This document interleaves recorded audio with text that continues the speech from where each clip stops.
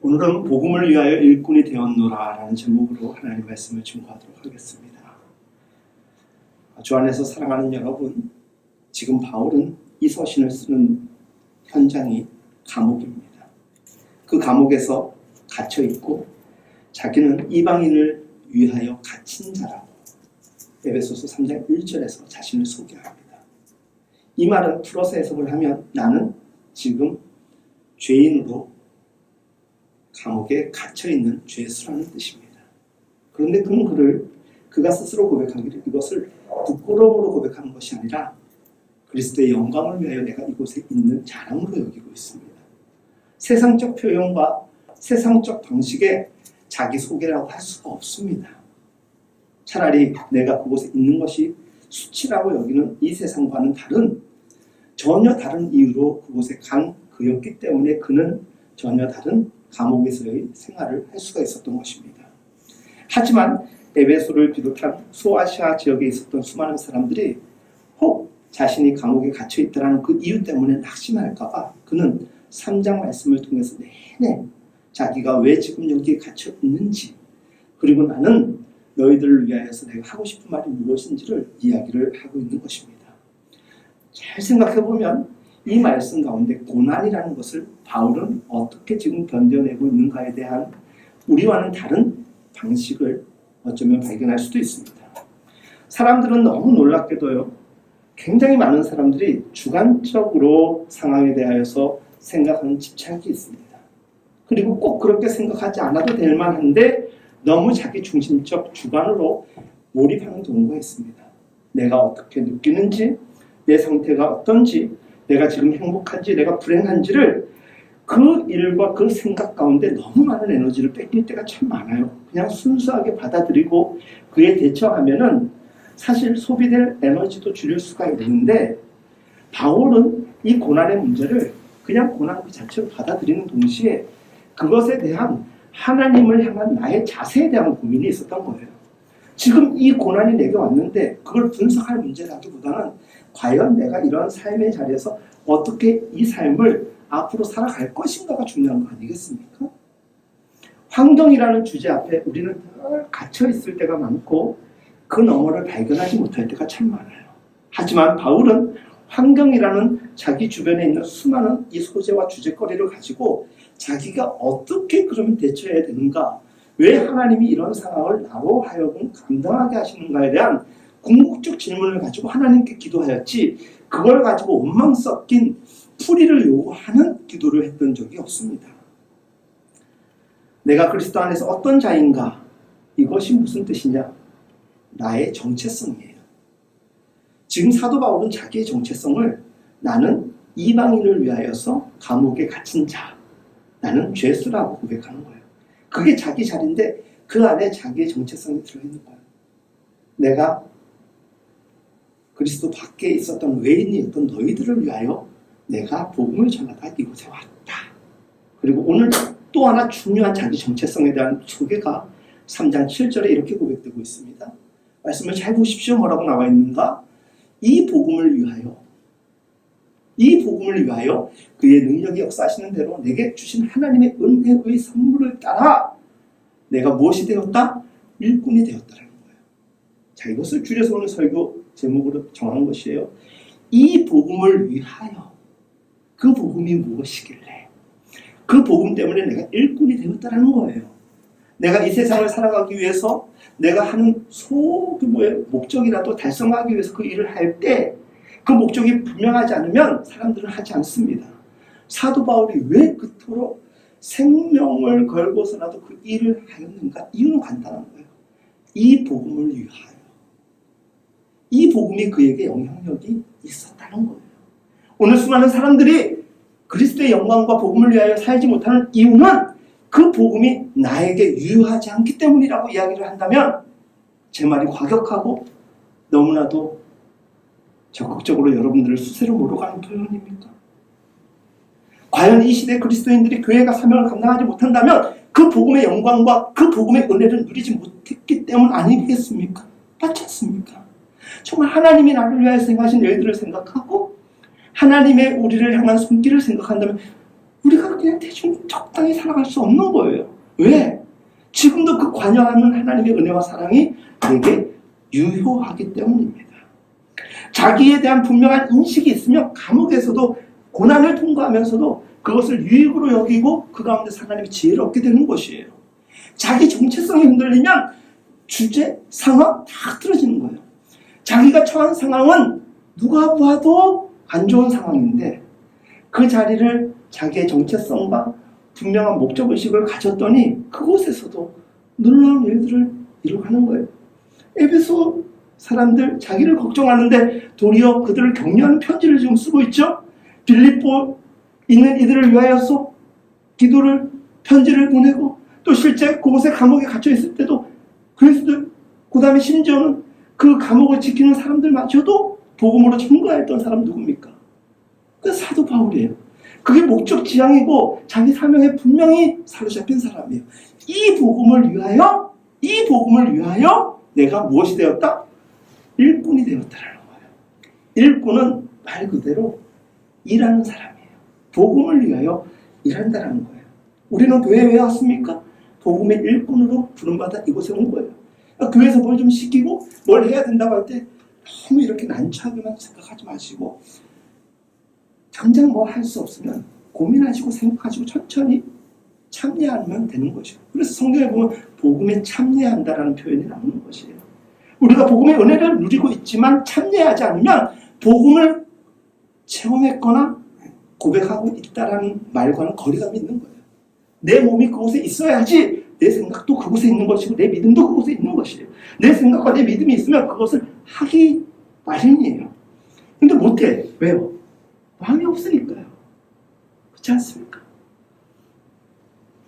상황을 보면서 내가 너무 불행하다, 내가 너무 힘들게 산다, 낙심될 뿐이다 라고 이야기하는 사람은 목적도 없고 삶의 소스도 말라 비틀어진 거예요. 바울은 객관적으로 하나님과 내가 어떤 관계인지 성경을 통하여서 정확하게 규명하고 있어요. 그리고 자기가 다메섹에서 만난 그 하나님, 예수님의 그 놀라운 손길을 꼭 붙잡고 평생을 두고 살아갈 수밖에 없는 거예요. 왜? 너무 선명하니까. 그 어려운 고난과 감옥 안에서의 핍박과 고난의 시기를 자기 정체성을 이겨낸 사람이 바로 사도 바울이었던 것이에요. 우리는 오늘날 어떻게 산다고 이야기합니까? 믿음으로 말미암아 내가 살리라. 뭘로? 믿음으로 사는 거예요. 3장 1절에서 7절 두 번의 설교 강해를 통하여서 여러분들한테 전했던 것, 사도 바울은 지금 억울해서 지금 이야기를 하는 게 아니에요. 그걸 몰라주는 사람들이 너무나 답답한 거예요. 하지만 그들에 대한 답답함을 화를 낼 수는 없고, 그리고 저 한 영혼이라도 더 그리스도의 복음으로 얻기 위해서 그는 마음을 편하게 하면서, 지난주에 말씀드렸지 않습니까? 지지난주에 사도 바울은 어떤 사람이었느냐, 낮에는 그 작은 창가로 들어오는 빛을 이용해가지고 목회 서신을, 옥중 서신을 열심히 쓴 거예요. 그리고 수시로 그들에게 가까이 왔다고 사도행전 28장에 나왔다고 말씀드렸잖아요. 오는 사람들 다 응대하면서 복음으로, 믿음으로 영접시키려고 노력하고, 밤에는 잠을 잘 수가 없는 거예요. 왜? 승계 있고 만나는 사람들이 있으니까 그냥 거기서 땡이 아니라 밤에 또 중보기도 해야 되잖아요. 그들을 위해서 기도하는 거예요.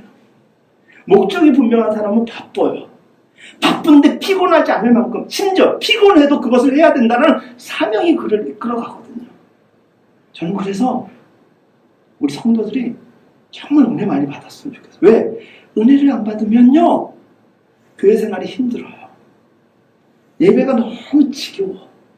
버티기 작전으로 이겨낼 수 없는 예배예요. 너무 힘들면요, 너무 믿음이 바닥을 치면은 잠깐 앉아있는 것도 빨리 나가고 싶은 거예요. 근데 너무 좋고 너무 행복하고 은혜가 날마다 사무칠 정도로 내 안에 가득 쌓이게 되면 길어도 길지 않은 거예요. 사도 바울은 그 차디찬 감옥에서 자기의 목적과 정체성이 분명했기 때문에, 내가 일꾼으로 부름받은 것에 대한 확신이 있었기 때문에 그럼 계속 예수 때문에 갇혀있는 내가 복된 사람이지, 뭐 그런 고백을 할 수 있는 거예요. 시련과 고난을 통과하는데도 자기 주관이 분명하고 자기 신앙이 분명한 사람은 어떤 경우에도 객관적 상황들을, 요건들을 지혜롭게 해석하는 은혜가 있는 거예요. 마음이 힘들고 지칠 때 보여지는 것마다 다 안 좋게 보여지잖아요. 그렇죠? 그런 거예요. 그래서 하나님께 구하세요. 마음을 하나님 새롭게 해달라고. 그래서 너희가 무릇 지킬 만한 것보다 무엇을 지키라고 나와있죠?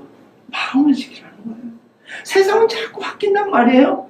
근데 마음을 지키는 사람은 세상이 바뀌어도 그 마음의 평정을 유지할 수 있는 거예요. 그게 평안이라는 거예요.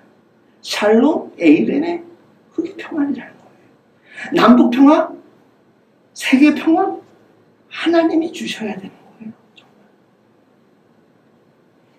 객관성에 근거하지만 자기에게 임하신 하나님의 주관적 충만함을 가지고 살아가는 사람, 우리예요. 근데 믿음이 없으면 객관적 상황을 보면서 자기 주관으로 살아가면서 자기 멋대로 해요. 제가 지금 말하는 주관이라는 것은 하나님의 꿈이 나의 비전이 되고, 가사 그 다음 뭐죠? 정사님? 예수님의 성품이 나의 인격이 되고. 제가 물을 때는 생각이 안 나서예요. 생각이 안 나서. 1부 예배 때도 생각이 안 나서 물었는데 대답을 잘 못하더라고요. 근데 정사님 아주 좋았어. 내 주관적 인격 불안한 거예요. 근데 객관적 상황 속에서 내가 얼마든지 흔들릴 수 있는데 내가 흔들리지 않는 이유는 내 성품이 예수의 성품으로 채워져 가고 있기 때문이에요. 자꾸 성령께서 나에게 간섭해요. 말씀하세요. 사도 바울은 이와 같은 믿음을 기본으로 하여서 자기를 당당하게 소개해요. 뭐라고? 이 복음을 위하여 내가 무엇이 되었다? 일꾼이 되었다. 일꾼. 이방인을 위하여서 갇힌 자 되었던 사도 바울이 자기를 또 한 번 소개를 하는데 자기는 복음을 위하여 일꾼이 되었다는 거예요. 근데 이 사도 바울의 자기 인식, 복음을 위한 일꾼이 되었다는 것은 사도 바울이 보냈던 수많은 편지의 중심에 흐르는 맥락이었어요. 자기에 대한 보편적 설명이었어요. 고린도 후서에서도 나는 하나님의 일꾼이다. 하나님과 함께 일한다. 복음을 위한 일꾼이라고 스스로를 지칭하고 있습니다. 그리스도인으로서의 자기 정체성이 분명한 사람 되기를 간절히 소망하고 축복합니다. 사도 바울처럼 우리도 하나님과 함께 하나님의 증인으로 살아감을 날마다 고백하면서 당당하게 얘기할 수 있어야 돼요. 옷에다가, 목걸이에다가 십자가, 차에다가 이렇게 익투스 붙이고 막 춤을 하는 사람들 많잖아요. 그게 중요한 게 아니라 마음의 십자가가 든든히 새겨진 사람은 그 삶을 보면서도 사람들을 정윤씨 교회 다녀요. 사는 게 교회 다닌 것 같았어요. 어쩐지 달라도 달라. 내가 그 교회는 안 가더라도 교회 가볼게요. 이런 욕심이 삶을 통해서 보여줘야 되는 거예요. 인주씨가 저한테 주수씨 교회 좀 다녀보실래요? 너나 잘 다니라고. 그런 식으로 교회 다니지 말고 너나 잘하라고. 이렇게 얘기하면 안 되는 거예요. 그렇지 않습니까? 그는 자기 정체성이 분명할 수 있도록 삶이 지원을 했어요. 삶이 그가 그리스도인임을 언제나 증명했던 삶을 살았던 거예요. 감옥 안에 있든지 밖에 있든지 그게 중요한 게 아니라 내가 지금 어떻게 살아야 되는지 무엇을 위해 살아야 되는지를 분명히 알았던 사람은 흔들림 없이 자기 일을 하는 거예요. 밖에서도 전도했고 안에서도 전도하고 안에서도 하나님의 일을 하고 나가서도 하나님의 일을 할 생각에 막 설레이는 거예요. 고린도전서에 사도 바울은 자기가 복음의 일꾼이 되었다라고 이야기를 하면서 이런 메시지를 전하는데 잘 들어보십시오. 내가 복음을 전할지라도 자랑할 것이 없음은 부득불할 일임이니라. 이것은 내가 거부해서 될 일이 아니라 나는 믿음으로 그리스도를 영접한 이상 나는 전파하는 일을 이제 게을리할 수도 없고 복음의 증인으로 살아갈 수밖에 없는 운명이 되었다는 표현이에요. 부득불 내 할 일이라. 저는요 아까 찬양 가사 중에서 제가 너무 좋아했던 찬양이 요즘 많이 부르는 거잖아요. 우리 가운데 역사하신 능력대로 우리들의 강구함을 넘치도록. 잘 들어보세요. 능히 하셔요 그분이. 나보다 더 앞서서요. 내가 지금 기도하지만 이미 움직이시는 분이 하나님이에요. 능히 하신다. 넉넉히 하신다는 거예요. 그걸 알고 있는 사도 바울이기 때문에 게으를 수가 없어요. 왜? 하나님이 저만큼 가면 내가 언제 따라갈 거야. 간격이 떨어지면 안 되잖아요. 제가 여러분들 체육교육과 체육선생이 되려고 그 얘기 안 했죠. 한 번도. 제가 이제 체육선생이 되려고 딱 실기시험을 치는데 저랑 붙었던 사람이 뭐 감독관들이 막 이렇게 이러는데 엄청 잘 달리는 육상 선수예요. 100m 선수였던 거예요. 제가 이 친구 진짜 뒷공무니만 보고 따라갔어요. 저도 정말 웬만큼 정말 빠르다라고 이야기를 하거든요. 지금도 저 뱃살만 빼면 정말 자신 있습니다. 어려워요 지금은. 근데 정말 그 사람 뒷공무니만 보고 정말 따라갔어요. 어떻게든지 간격을 벌리면 안 되겠다. 처음엔 이길 줄 알았는데 딱 10m 뛰니까 벌써 간격이 일어나더라고요. 제가 12.6 찍었어요. 12.6. 안 놀랍죠. 그렇게 늘 뛰어다니니까. 그렇죠. 제가 원래 13초 초반을 찍었거든요. 근데 육상선수 다른 선수들이 10초 안으로 들어가는 거 뭐 우리 뭐 정구경인가 흔하지 않아요. 고등학교 대학교 초반 되는 11초 왔다 갔다 하거든요. 이 친구가 진짜 빠르니까 제가 열심히 따라가가지고 저는 12.6을 찍은 거예요. 제 생각보다 훨씬 빨랐어요. 어떻게 뛰었다? 뒷공무니만 보고. 내가 이 발음이 안 되네 또. 게으르려고 해도 그럴 수 없는 것이 나보다 앞서 일하시고 능히 하시는 그분이 저기서 나에게 손짓하는 것 같아요. 그래서 지난주에 말씀드렸잖아요. 하나님을 사랑하면 하나님께서 우리한테 민망함이나 가책을 준다고. 큰 잘못은 하지 않았는데 나로 하여금 하나님의 일을 할 수 있는 심장이 뛰게 한다고요. 그래서 내가 더 열심히 묵사하는 거에 대한 민망함이 있는 거지 내가 죄를 지어가지고 죄책감이 있는 게 아닙니다. 내가 부득불 할림이라고 고백할 수 있었던 것은 나는 주로 더불어서 사는 것이고 주로 인하여서 내가 살 수밖에 없는 존재임을 이제는 고백하기 때문인 것이에요. 만약에 복음을 전하지 않으면 내가 화가 있을 것입니다. 내가 자유로 이것을 행하면 상을 얻으려니와 내가 자유로 아니한다 할지라도 나는 사명을 받았노라. 내가 복음을 위하여 모든 것을 행함은 복음에 참여하고자 함이니라. 복음을 전하지 않으면 벌을 받을 수도 있다라는 자기 스스로의 어떤 이 위화감이 조성되는 사람은 어떤 사람일까요? 여러분, 우리는 사실은 오늘도 죄 안 지으려고 노력하는 정도잖아요. 그렇죠? 근데 죄는커녕 내가 하나님의 영광을 위하여서 하나님이 원하시는 일을 하지 않았을 때 그것이 나에게 화가 임할 수도 있다라는, 죄가 꼭 하지 말아야 될 것만 했기 때문에 죄가 아니지 않습니까? 하라고 그렇게 요청하시고 말씀하시는데 안 하는 것도 죄지 않습니까? 근데 사도 바울은 후자에 늘 붙잡혀 있던 거예요. 죄는 아예 짓지 않았고, 몰라요. 모르는 죄도 있을 수 있어요. 사도 바울도. 근데 어떻게든지 선한 일을 행하면서 도모하려고 노력했던 사람이에요. 복음을 위하여. 이게 정말 중요한 거예요. 복음을 위하여 일하는 사람, 복음을 위하여 살아가는 사람 매우 중요한데, 이 복음을 위하여라는 이 말이 왜 중요하냐? 복음 때문에 지금이 가능하다라는 거예요. 복음이 아니면 나라는 존재가 지금 있을 수 없다라는 이유예요. 뭐예요? 은혜로 말미암아 나는 복음의 일꾼이 되었다. 그게 3장 7절의 중간에 압축되어서 들어있어요. 3장 7절 말씀 읽습니다. 딱 보니까 뭐라고 나와 있어요? 이 복음을 위하여 그의 능력이 역사하는 대로, 하나님의 역사하는 그 은혜로 따라 내게 주신 하나님의 은혜의 선물을 따라 받음으로 인하여서 내가 무엇이 되었다? 일꾼이 되었다. 그래서 은혜를 받아야 돼요. 네. 자, 여러분들한테 좀 어떻게 해보라고 이렇게 막 강요나 막 이런 얘기 잘 안 하려고 하는데, 이건 정말 명령처럼 딱 속에서는 강세가 한 10배 정도 더 센데 제발 은혜 받으셔야 됩니다. 이 강도가 엄청나게 속에서 울부짖고 있어요. 왜? 은혜 받아야지 교회 다닐 수 있어요. 교회 다니면 은혜 받는 게 아니라 은혜 받아야지 교회 다닐 수 있다니까. 진짜예요.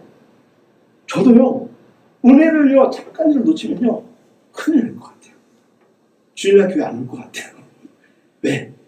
은혜가 뭔지 알면 내가 어떤 경우에도 타협하지 않고 그리스도인의 증인으로 살아갈 수 있게 되는 거예요. 하나님의 은혜는 우리로 하여금 우리의 자격됨인 거예요. 우리의 존재 가치를 업시켜주는 것이에요. 우리의 생활을 전환시켜주는 것이에요. 은혜로 말미암아 나의 나됨이요 우리 됨은 하나님의 은혜로 가능한 것이지 우리가 뭐를 잘하고 우리가 도덕적 선을 행해가지고 자기 공로로 아니에요. 바울은 어떤 경우에도 그 은혜를 붙잡으려고 참 노력했던 사람입니다. 성도. 제가 성도라고 부를 때 그 성도의 뜻을 알고 계시죠? 거룩한 사람들. 쉽게 얘기하면 구별되었다. 그래서 아무 데서나 성도님이 이렇게 부르면 안 돼요. 근데 딴 사람들이 너무나도 잘 아는 지인이 옆에 있는데 성도라고 했는데 얘 성도 아닌 것 같은데 이러면 큰일 나잖아요. 그렇죠? 가려서 얘기하라는 게 아니라 잘 살자는 거예요. 제가 목사인 게 중요한 게 아니라 성도이기 때문에 중요한 거예요. 내가 성도라는 이름을 제대로 감당하지 못하면 그 말인즉 그것 때문에 하나님의 영광이 가려질 수 있기 때문이에요. 성도는 그래서 자기 정체성이 분명해야 돼요. 그 정체성으로 사는 거예요. 그 정체성의 중심은 무엇이냐? 오직 은혜가 있는 거예요. 이 오직 은혜 때문에 우리는 복음의 일꾼이 되어지는 것입니다. 은혜의 권능이 우리에게 임할 때 그 은혜가 우리에게 주시는 의미를 알아야 돼요. 여러분들 그냥 은혜를 구하지 마시고 하나님의 은혜의 권능을 구하세요. 하나님이 이 은혜를 왜 내게 주시려고 하는지 그 의미를 찾아야 되는 거예요. 기껏 은혜라고 받은 것 가지고 자기 자랑 삼고 자기 삶의 어떤 백그라운드의 어떤 이유거리 하나 정도로 여기면 안 돼요. 그 자체가 전부가 되기 때문이에요. 이 은혜를 왜 내게 주셨을까? 내게 왜 이것을 주었을까 하면 하나님의 목적하심이 분명히 있는 거예요. 개인이 되었든 가족이 되었든 공동체가 되었든 어디가 되었든 이 권능을 알게 하는 것이 영적 분별력인 거예요. 그 영적 분별력을 캐치할 수 있는 자리가 여러 곳이 있는데 가장 귀한 자리가 사실 기도의 자리예요. 그래서 틈만 나면 기도를 해야 되고 틈새 기도라도 열심히 해야 되는 이유가 우린 그리스도인, 그리스도를 주로 고백하는 사람들이잖아요. 그럼 그리스도와 끊임없이 소통을 해야 되거든요. 소통을. 그 소통이 차단되면은 자기 판단대로 하는데 그게 사사기에 나와 있는 자기의 소견대로 살아가는 사람들의 모형인 거예요. 자기 딴에는 하나님의 영광이라고 생각해요. 그래도 하나님이 원하시는 것은 물으라는 거예요. 찾으라는 거예요. 두드리라는 거예요. 너가 이미 알고 있는 거라도 다시금 확인받기를 원하시는 하나님이신 거예요. 그리고 그 순간 우리는 그 응답과 그 뜻만 확인하는 게 아니라 몸의 맵시나 모든 것을 정조준 다시 하나님께 조정받는 거예요. 하나님의 사랑. 기도라는 것은 하나님의 목적을 이루기 위한 우리의 일련의 과정, 방법이 있는 것처럼 보이지만 아니에요. 기도를 통해서 우리의 영육의 강건함이 쫙 다시 한번 하나님께 세워지는 거예요. 영적 중추와 같은 이 척추가 꼿꼿하게 세워지면서 하나님 힘을 불어넣어주는 거예요.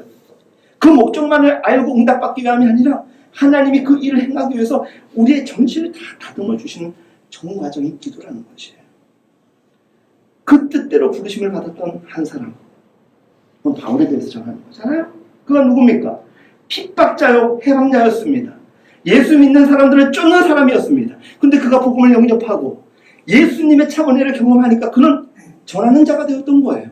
도리어 쫓김을 당하는 자가 되었어요. 그렇지만 그것이 그에게 불리함이 아니었고 불평이 아니었습니다. 그렇게 죽어도 나는 하나님의 은혜 안에서 사는 것이라는 것을 깨달았기 때문입니다. 우리가 기도해야 될 것은 무엇입니까? 하나님의 은혜의 권능을 제대로 경험할 수 있게 해달라고, 그리고 그 주신 은혜를 은혜대로 감당하게 해달라는 간절함이 사실 필요합니다. 한국교회가 많은 은혜를 경험했습니다. 한국교회가 많은 하나님의 능력을 통하여서 누리고 있는 것이 이 세상에 얼마나 많은지 몰라요. 하지만 하나님이 그 은혜를 주신 권능대로 뜻대로 사용하지 못함으로 인하여서 도리어 지금은 심각한 문제가 되어버린 지금 현상이 되어버린 거예요. 은혜의 권능이 효과적으로 역사해서 바울 같은 유대인이 기독교인이 된 것입니다. 해방자였던 그의 인생이 성자가 되었던 것입니다. 바리새인이었던 그가 사도가 될 수 있었던 것이고, 더 나아가 핍박자였던 그가 성도사의 사명을 감당할 수 있었던 것입니다. 외적인 모양은 그대로입니다. 하지만 그리스도를 믿었더니 그 사람이 완전히 다른 인생을 살아가는 거예요. 은혜는 사람을 바꾸는 거예요. 할렐루야? 그런 거예요. 은혜는 형식적인 게 아닙니다. 예배를 드리는 순서가 아닙니다. 예배를 통해서 주신 하나님의 은혜가 우리 전체를 물이 받아서 같이 그 은혜가 함께하면은 지금 우리가 어떤 모양이 되었든 간에 회복되어집니다. 그 회복을 경험한 사람들이 비로소 고백합니다. 내가 복음을 위하여, 이 복음을 위하여. 이 복음은 제 생각에는 제가 국어가 좀 딸리니까 잘 해석을 못하는데 자기 자신을 지칭하는 거예요. 내가 믿는 이 복음은 자기를 구원한 예수의 말씀을 담고 있는 이 복음이라는 표현인 것 같아요. 그러니까 어느 장로님이, 어느 목사님이, 어느 권사님이 설교를 하신데 이런 말씀 너무 좋더라. 좋은 건 좋은 건데 자기 고백이 있어야 돼요. 그분 보니까 그 말씀 정말 예수님이 그렇게 하셨대. 자기 고백이에요. 나를 위해서 죽으시고 나를 위해서 일하시는 하나님, 나를 위해서 능히 하실 그 주님. 이게 자기 고백으로 고백되어지는 사람. 어떤 상황과 어떤 곳에 갖다 놔도 좌절하지 않고 꿋꿋하게 하나님의 일을 하는 사람인 것이에요. 사람은 가치관이 잘 안 바뀌어요. 고집이 얼마나 센지 몰라요. 그래서 사람의 중심은요 잘 안 바뀌어요. 바뀌려고 노력하는 것이에요. 그렇지만 하나님의 참된 은혜를 경험하게 되면 인생의 보는 눈이 달라지는 거예요. 진리를 알게 되면 하나님이 필요한 은사를 주셔서 하나님의 방법으로 바꿔가세요. 그래서 우리에게 영적인 고민이 발생하는 거예요. 이거 하면 이거 포기해야 되는데. 하나님이 자꾸 뭔가 삶의 자리에서 자꾸 고민하는 게 있을 수 있잖아요. 그렇죠? 그건 뭐냐면 하나님이 자꾸 뭔가 사인을 주는 거예요. 이렇게 하는 게 좋겠다. 심지어는 이렇게 해! 했는데 자기가 고민하고 있다는 것은 뭔가 하나님의 성령의 임재를 지금 내가 받는 거예요. 성령의 임재를 좀 경험했으면 좋겠고 하나님이 나와 함께 하시는 거 나도 좀 했으면 좋겠는데 고민하고 있는 그때라고 생각하시면 돼요. 아시겠어요? 늘 성령은 한시도 우리와 동떨어져 계시잖아요. 우리가 생각을 멈추고 있고 멀어져 있을 때 그렇게 느낄 뿐이지 하나님은 언제나 우리에게 동행하시는 분이십니다. 참된 변화는 은혜가 능력을 가지고 찾아와서 역사될 때 비로소 우리로 하여금 그것을 간증할 수 있게 되는 것입니다.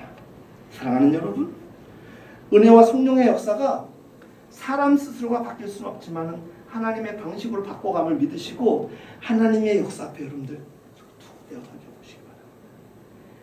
정말 하나님이 어떻게 역사하시는지. 가정이 회복되고 내 삶의 자리도 바뀌는 거예요. 왜? 너무 쉽게 얘기하는 이야기일 수도 있는데 내가 바뀌니까 달라지더라는 거예요. 그렇죠? 아무리 상황이 바뀌었는데 내가 안 바뀌면. 그래서 로또 당첨된 사람들이 돈을 관리 못하는 이유가 다 그런 건 아닌데 돈을 좀 잘 관리하거나 있는 사람들이 로또가 당첨되면은 잘 관리한대요. 근데 없는 사람이 하루아침에 로또 당첨되면은 그것 때문에 돈이 더 어려워지는 경우가 있대요. 왜? 돈을 관리할지 모르니까. 그렇죠? 은혜는요 동일한 거예요. 하루아침에 우리한테 딱 떨어지면 그냥 로또처럼 생각하면 안 돼요. 은혜가 더 귀한 이유는 뭔지 아세요? 저는요 하나님의 전적인 선물이고 하나님의 전적인 의지라는 거에 대해서 부정하지 않아요. 근데 정말 은혜 받으려고 하나님 간절히 기도하고 말씀 연구하고 하나님을 닮아가려고 노력하잖아요. 하나님의 전적인 은혜가 임하지만 자기도 거기서 노력했잖아요. 그 은혜 깨달으려고. 그 너무 귀한 거예요. 아무튼 코로나 위기 상황 가운데서 우리가요 지금 간절히 구할 수 있는 것은 무엇이냐. 우리가 코로나다 보니까 못 만나니까 랜선 친구가 많이 형성이 돼요. 그렇죠? 이럴 때 진정한 영적 친구가 형성되는 거예요. 그렇죠? 이럴 때 더욱더 함께하는 시간은 줄고 함께 나눌 수 있는 시간은 줄어들지만 정말 나가 마음을 나눌 수 있는 사람들이 선명해져. 교회도 똑같아요. 교회도 온라인 예배 온라인으로 드리기 때문에 문제라는 게 아니에요. 현장에 나왔기 때문에 다 잘하는 게 아니에요. 언제 어디서나 변함없이 하나님께 예배 드리면 그게 최고거든요. 근데 이런 상황 속에서 집에서 예배를 드려도 잘 드리는 사람, 이곳에서 드려도 잘 드리는 사람, 그런 사람이 되라는 거예요. 그런 사람들이 분명해질 거예요. 여러분들, 바울은요 복음의 영광을 경험하고 복음의 은혜를 경험했을 때 주저함 없이 일꾼으로 자처했어요. 은혜를 받으면 이제 누가 시켜서 하는 게 아니에요. 그냥 나로 하여금 그렇게 하게 만들어요. 성령께서 나를 이끄시고 내 마음이 그렇게 불타오르게 되어 있어요. 그러니까 너무 교회 일도 그런 것 같아요. 하려고 노력하지 않아도 돼요. 어느 순간에 통제가 안 될 정도만큼 하게 될 수밖에 없는 날이 오게 될 것입니다. 저는 우리 교회 성도들이 복음을 위하여 거한 삶을 살아가는 복된 교회가 되었으면 좋겠어요. 정말 제가 찬양하자고, 제가 뭐 하자고, 우리 선교하러 가자고, 구제하러 가자고 이런 얘기 하지 않아도 자발적으로 저를 막 흔드는 거예요. 목사님, 우리 좀 기도 좀 합시다. 전화해가지고 목사님, 제가 지금 같은 같이 찬양하고 기도 좀 합시다. 이런 사람이 많아졌으면 좋겠습니다. 할렐루야. 그래서 저는 오늘 여러분들과 함께 부르고 싶은 거예요. 우리 교회가 정말 복음의 일꾼을 통하여서 정말 우리가 꿈꾸는 교회는 이런 교회가 되었으면 좋겠습니다. 날마다 찬양과 기도와 말씀이 이어지는 교회. 모이면 우리가 허다한 얘기, 삶의 이야기를 하는 것이 아니라 그런 얘기를 나눌 수 있는 그런 교회가 되었으면 좋겠어요. 근데 이 또한 은혜가 우리에게 경험되지 않으면 못해요. 그래서 은혜는 중요해요. 교회는 뭘 하든지 은혜가 아니면 안 돼요.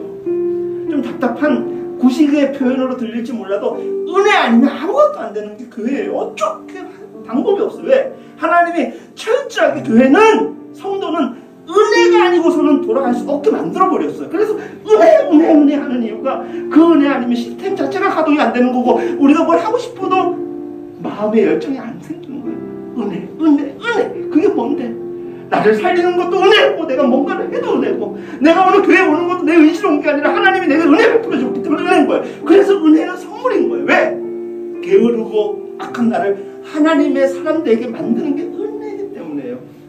은혜로 부를 수 있는 찬양이 이 찬양이라면 여러분 가슴이 전심을 다해 고백할 수 있게 축복합니다. 함께 고백할까요? 진정한 예배가 숨쉬는 교회, 주님이 주인 되신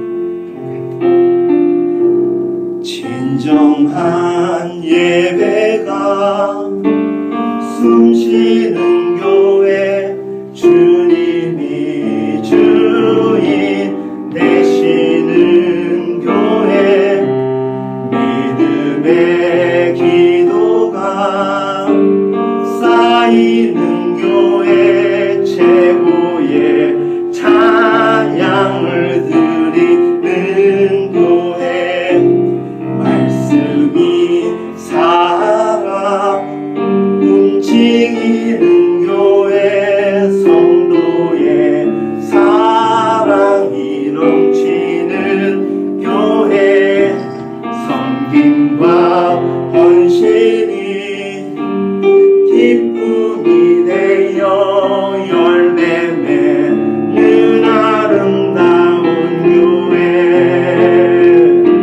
주님의 마음 닮아서 이웃을 사랑하는 교회, 영광을 위해서 빛 대신 주님 전하는 교회, 사랑의 불꽃이 활짝 피어나 날마다 사랑에 빠지는 교회, 주께서 사랑